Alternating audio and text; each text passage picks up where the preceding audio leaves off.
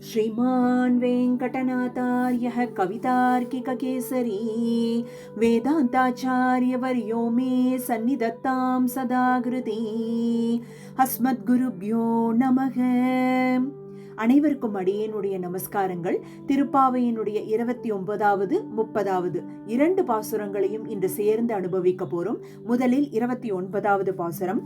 சிற்றஞ்சிறுகாலே வந்துன்னை சேவித்து உன் பொற்றாமரையடியே போற்றும் பொருள் கேளாய். பெற்றமை துண்ணும் குலத்தில் பிறந்து நீ குற்றேவள் எங்களை கொள்ளாமல் போகாது. இற்றை பறைகொள்வான் அன்றுகான் கோவிந்தா எற்றைக்கும் 7 பிறவிக்கும் உந்தன்னோடு உற்றோமையாவோம் உமக்கே நாம் ஆற்றைவோம் மற்றை நம் காமங்கள் மாற்றேலோர் எம்பாவாய். அதி ஆச்சரியமான திருப்பாவைக்கான கடைசி பாசுரமாக அமைய பெற்றிருக்கு. அதாவது இந்த நோன்பை மேற்கொண்டு அழகாக முடித்தார்கள் இல்லையா, அந்த நோன்பிற்கான கடைசி பாசுரமாக அமைய பெற்றிருக்கு. இன்னொரு பாசுரம் இருப்பினும் அது பலஸ்ருதியாக கொண்டாடப்படுகிறது. இந்த 29வது பாசுரத்தினுடைய என்ன அர்த்தம் அப்படின்னு பார்க்கும் பொழுது, 28வது பாசுரமானது கண்ணா நீயே அந்த பறையை பார்த்து எங்களுக்கு அளிக்க வேண்டும் அப்படின்னு சொல்லி கோதா நாச்சியார் கேட்டுட்டா. கண்ணன் என்ன பண்ணா, சரி இவ்வளோ பாவம் குழந்தைகள் இவ்வளோ தன்னுடைய ஆக்கிஞ்சன்யத்தையும் தனக்கு ஒண்ணுமே இல்லாத தன்மையையும் எல்லாத்தையும் சொல்லி அறிவொன்றும் இல்லாத ஆய்குளம்லாம் சொல்லி இவ்வளோ கேட்கறாளே அப்படின்னு சொல்லி நம்ம கொண்டு வந்து கொடுத்துடுவோம் அப்படின்னு குடுகுடுகுடுன்னு ஓடி போய் கிருஷ்ணன் என்ன பண்ணானா பறைன்னு சொல்லக்கூடிய அந்த முரசை கொண்டு வந்து இவாள்கிட்ட கொடுத்தானா. உடனே அந்த கோஷ்டியும் கோதானாச்சியாரும் இல்ல, அடக்கண்ணா நாங்க இதையா கேட்டோம், என்ன நீ இந்த பறைக்காகவா நாங்க ஓடோடி வந்து இந்த நோன்பை எல்லாம் மேற்கொண்டோம், நாங்க கேட்ட பறை என்னன்னு உனக்கு தெரியாதா கண்ணா, பறையானதை 10 ரூபாய் கொடுத்தா வெளில வாங்கிடலாமே, இந்த பறைக்காகவா ஓடோடி வந்தோம், நாங்கள் வேண்டி வந்த பறை என்ன அப்படின்னு சொல்லக்கூடிய பாசுரம் தான் இந்த 29வது பாசுரம். அப்ப பறை பறை என்றால் என்ன என்பதன் விவரணம் தான் இந்த 29வது பாசுரம். கண்ணா நன்னா காது கொடுத்து கேட்டுக்கோ. சிற்றஞ்சிறுகாலை, அதாவது இந்த சின்ன சின்ன காலையில், அதிகாலை யாரும் எழுந்துக்காத தருணம் அது. உனக்கு அந்த பிரம்ம முகூர்த்தத்தில் எழுந்து பண்ணக்கூடிய ஒரு அதி ஆச்சரியமான திருவாராதனை செய்யக்கூடிய ஒரு தருணம். அந்த ஒரு நாழியில சின்ன சின்ன காலையில் கிளம்பி இந்த சின்ன பெண்களாக இருக்கக்கூடிய நாங்கள் அனைவரும் நாங்கள் எல்லாரும் சின்ன சின்ன ஆசையோடு வந்தோம். ஓடி வந்து உன்னை சேவித்தோம். யாரை சேவிக்க? அந்த அஸ்தமிக்காத சூரியனை சேவிப்பதற்காக ஓடோடி வந்தோம். கோஷ்டியோடு வந்திருக்கோம். ஒருத்தர் 2 பேர் இல்ல, எல்லா கோஷ்டியையும் கூட்டிண்டு வந்திருக்கோம். நாங்க வந்து உன்னை சேவிக்க பெற்றோம். உன் தங்க தாமரையான அந்த அடியை பல்லாண்டு பாட வந்தோம். பொற்றாமரை அடியே போற்றும் பொருள் கேளாய். எதற்காக வந்தோம்? நன்னா கேளாய், காது கொடுத்து கேளு கண்ணா. எதற்கு அப்படின்னா உன்னுடைய திருவடி மட்டுமே போதும் எங்களுக்கு. அந்த திருவடியால் கிடைக்கக்கூடிய கைங்கரியம் அதுவே நித்தியம் சந்தோஷத்தை கொடுக்கக்கூடியது. எதற்காக வந்தோம் தெரியுமா? ஆடு மாடு மேய்க்கும் குலத்தில் நீ பிறந்தது எங்களை ரட்சிப்பதற்காகத்தான். ரட்சிப்பதோடு மட்டுமல்லாமல் குற்றேவல் எங்களை, அதாவது குற்றேவலில் ஈடுபடுத்து அப்படிங்கிறா. குரு கூட்டல் ஏவல் அப்படின்னா சின்ன சின்ன கைங்கரியத்தில் எங்களை ஈடுபடுத்துவது. அதற்காகத்தானே நீ இந்த ஆடு மாடு மேய்க்கும் குளத்தில் வந்து நீ பிறந்ததற்கான காரணம். சின்ன சின்ன கைங்கரியம் என்றால் கை கால் அமுக்குவது, மாலை தொடுப்பது, பாதுகையை தொடைப்பது, வஸ்திரத்தை மடித்து வைப்பது, பாத்திரங்களை சுத்தம் செய்வது, உன் சம்பந்தப்பட்ட எந்த காரியமாக இருப்பினும் அதை எங்களுக்கு நீ தர வேண்டும். அந்த கைங்கரியத்தில் நாங்கள் ஈடுபட்டு கொண்டே இருக்க வேண்டும்.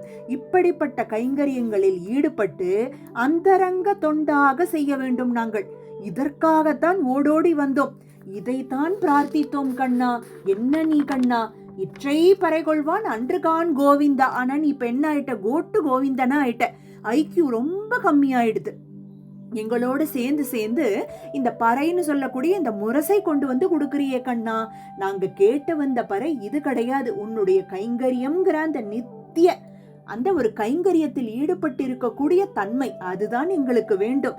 அதுவும் எற்றைக்கும் 7 பிறவிக்கும், ஒரு நாள் 2 நாள் கிடையாது, எழுகின்ற ஒவ்வொரு பிறவிக்கும் நீ பல பல அவதாரங்களை எடுக்கிறாய்.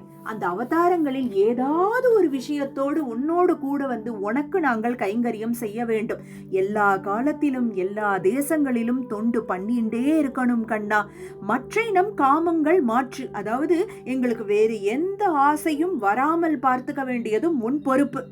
உனக்கும் வேற யார்கிட்டையும் போய் நீ கைங்கரியத்தை கொடுக்க கூடாது, நாங்களும் போய் வேற எந்த ஒரு விஷயத்திலையும் ஈடுபடுத்த கூடாது. நாங்க இப்படி உனக்காகவே தொண்டுபட்டு நாங்க அனுதினமும் அந்த கைங்கரியத்தில் ஈடுபட்டுட்டே இருக்கணும் அப்படின்னு கைங்கரியத்தை பிரார்த்திக்க உடனே கண்ணனும் கொடுத்தோம் அப்படின்னு சொல்லி அங்க வந்த கோஷ்டிகள் அனைவருக்கும் அந்த கைங்கரியத்தை கொடுத்து அழகு பார்த்த ஒரு பாசுரம் தான் 29வது பாசுரம்.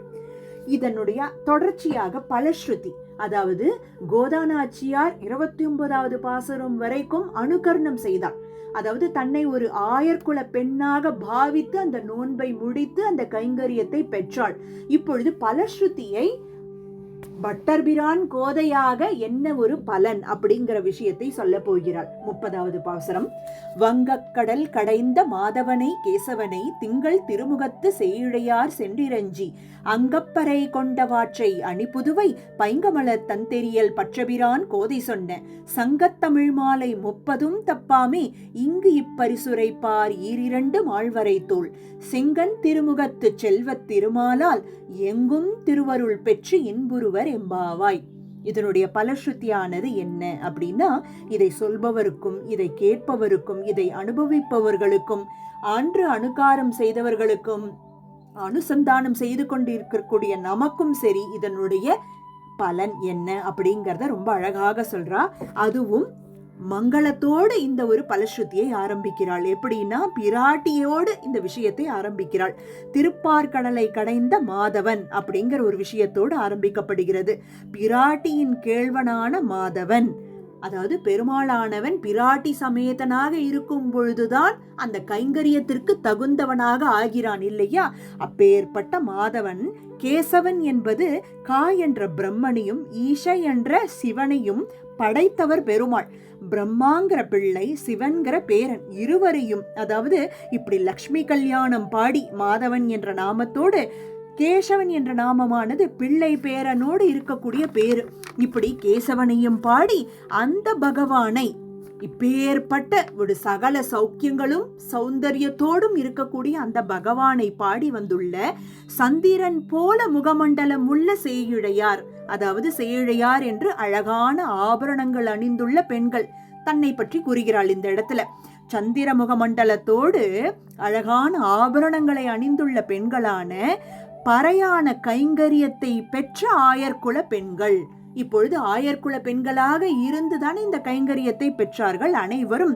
இப்படி மகாலட்சுமி போல் உருவெடுத்து கைங்கரிய பேற்றை பெற்றவர்களான ஆயர்குல பெண்கள் அப்படின்னு லக்ஷ்மிக்கு சமமான அந்த ஒரு கைங்கரியத்தை பெற்றார்களாம். இப்படி அப்பேற்பட்ட அந்த கோதை நாச்சியார் அப்படிங்கறத சொல்லிக்கும் பொழுது எப்படி சொல்லிக்கிறான்னா, ஒரு ஆச்சாரிய சம்பந்தத்தோடு தன்னை அறிமுகப்படுத்திக்கிறாள். எப்படின்னா, குளிர்ந்த பசுமையான தாமரை மாலை அணிந்துள்ள பெரியாழ்வாரின் புதல்வியான கோதை சொன்ன தான் யார் என்பதையும் ஆச்சாரிய சம்பந்தத்தோடு அந்த நாமத்தை இட்டு இந்த 30 பாசுரங்களை தந்தளித்த அந்த கோதை நாச்சியார் யாருடைய புதல்வி அப்படிங்கிற விஷயத்தையும் சொல்லி இந்த 30 பாசுரங்களையும் தப்பாமல் சேவிப்பவர்களுக்கு என்ன பலன், இதை அனுசந்தானம் செய்பவர்களுக்கு என்ன பலன் அப்படிங்கும் பொழுது அதி ஆச்சரியமான மலை போல் அழகிய தோள்களை உடைய எம்பெருமான் நம்மை தழுவிக்கொண்டு தன்னுடைய சிவந்த கண்களால் நம்மை கட்டாட்சித்து எங்கும் திருவருள் பெற்று இன்புருவர். எங்கும் என்றால் இங்கு பூலோகத்திலும் அங்கு அந்த ஸ்ரீவைகுண்டத்திலும் கைங்கரிய பேற்றோடு சந்தோஷமாக சகல சௌபாக்கியங்களோடு இன்புற்று இருப்பர் அப்படின்னு சொல்லி நமக்கு இந்த பாவை நோன்பை அதி ஆச்சரியமாக சொன்ன கோதாநாச்சியார் ஆனவள் இந்த ஒரு பலஸ்ருதியை நமக்காக எடுத்து கூறுகிறார். இப்படி 30 நாளும் சேவித்து அனுபவித்து கொண்டாடக்கூடிய ஒரு கிரந்தமாக திருப்பாவை இருந்தது. இப்படி திருப்பாவை மட்டுமல்லாமல் நம்ம திருப்பாவையோடு சுவாமி கூரத்தாழ்வானுடைய கிரந்தத்தையும் சேர்ந்து அனுபவித்தோம். சுவாமி கூரத்தாழ்வானை பற்றி அவருடைய அந்த ஒரு பெருமையை சொல்லக்கூடிய 2 ஸ்லோகங்கள் அந்த கிரந்தத்தின் கடைசியில் அமைய பெற்றிருக்கு. அந்த ஸ்லோகத்தையும் சேவித்து அதனுடைய பொருளும் என்ன, ஆழ்வானினுடைய பெருமையும் என்ன அப்படிங்கறத நாம இப்போ அனுபவிப்போம். வியக்தி குர்வன் நிகம சிரசாமர்த்தமந்தர்நிகூடம் ஸ்ரீவைகுண்டஸ்தவமகிருதய ஸ்ரேயசே சஜ்ஜனானாம் கூராதீஷம் குருதரதயா துக்த சிந்தும் தமீடே ஸ்ரீவத்சாங்கம் ஸ்ருதிமத குருச்சாத்ர ஷீலைகதாம. இந்த ஸ்லோகத்தில் என்ன குறிப்பிடப்படுகிறது அப்படின்னா, சுவாமி கூரத்தாழ்வானை பற்றின ஒரு பிரத்யேக தனியனாக கொண்டாடப்படுகிறது. இந்த கிரந்த முடிவில் சேவிக்க வேண்டிய ஒரு ஸ்லோகமாக அமைய பெற்றிருக்கிறது.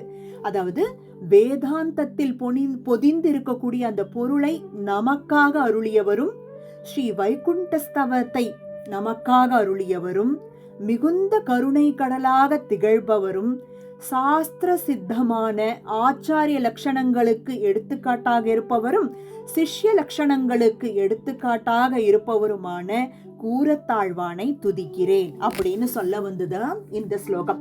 இன்னொரு ஸ்லோகத்தையும் நாம் அனுபவிப்போம்.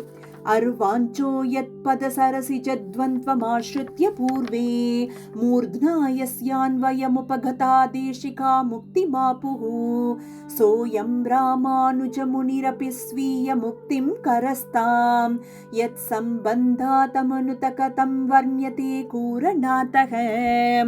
அதி ஆச்சரியமான, அதாவது கூரத்தாழ்வானுடைய பெருமையை இதைவிட ஒரு உயர்ந்த சொற்களால் சொல்ல முடியுமாங்கிறது பெரிய விஷயமா தான் இருக்கு. என்ன சொல்றா, என்ன அனுபவிக்கிறா அப்படின்னா, பகவத் ராமானுஜர், அதாவது கூரத்தாழ்வானினுடைய ஆச்சாரியனாக திகழ்பவர், அவருடைய பெருமை என்ன அப்படின்னு பார்க்கும் பொழுது, தமது சிஷ்யர்களை தன்னுடைய திருவடி சம்பந்தத்தாலும், தமது பூர்வாச்சாரியர்களை தமது திருமுடி சம்பந்தத்தினாலும் உஜ்ஜீவிப்பித்தருளின நம் பகவத் ராமானுஜர்.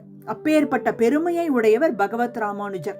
அவரே என்ன நினைக்கிறார் அப்படின்னா, எம்பெருமானான பகவத் ராமானுஜர் கூட தனக்கு அந்த கூரத்தாழ்வானுடைய சம்பந்தத்தாலே தமக்கும் முக்தி சித்தமாகும் அப்படிங்கிற ஒரு திருவுள்ளம் பற்றினதாக இதிகாசம் கூறப்பட்டுள்ளது. அப்படிப்பட்ட பெருமையை உடைய கூரத்தாழ்வானின் பெருமையை என்னவென்று நாம் என்னென்னு சொல்லிட முடியும்? மொழியை கடக்கும் பெரும் புகழான் கூரத்தாழ்வான் அப்படின்னு சொல்லி அவருடைய பெருமையை சொல்ல வந்த 2 ஸ்லோகங்கள் நாம் அனுபவிக்க வேண்டிய ஸ்லோகமாக அமைய பெற்றிருக்கு. ஆக கடந்த 30 நாட்களாக பஞ்சஸ்தவமாக இருக்கட்டும், திருப்பாவையாக இருக்கட்டும், இப்படி வசத்தியான ஸ்ரீ சூக்திகளை சேவிப்பதே பாக்கியம். அதுவும் கோஷ்டியோடு அனுபவிக்க பெற்றது அப்படிங்கிறது அது ஒரு பெரும் பாக்கியமாக அடியேனுக்கு கிடைத்தது. ஆண்டாள் நாச்சியாருக்கு பல்லாண்டு, பகவத் ராமானுஜருக்கு பல்லாண்டு, சுவாமி கூரத்தாழ்வானுக்கு பல்லாண்டு, சுவாமி தேசிகனுக்கு பல்லாண்டு, அஸ்மதாச்சாரியனுக்கு பல்லாண்டு அப்படின்னு அனைவருக்கும் பல்லாண்டு. இதை கேட்டு இன்புற்ற அனைவருக்கும் பல்லாண்டு பாடி மற்றும் ஒரு அதி ஆச்சரியமான கிரந்தத்தின் அனுபவத்தோடு உங்க அனைவரையும் சந்திக்கலாம். அடியே கவிதார்க்கிக சிம்ஹாய கல்யாண குணசாலினே ஸ்ரீமதே வெங்கடேஷாய வேதாந்த குரவே நமக. ஸ்ரீமதே நிகமாந்த மகாதேசிகாய நமக. அஸ்மத் குருப்யோ நமக.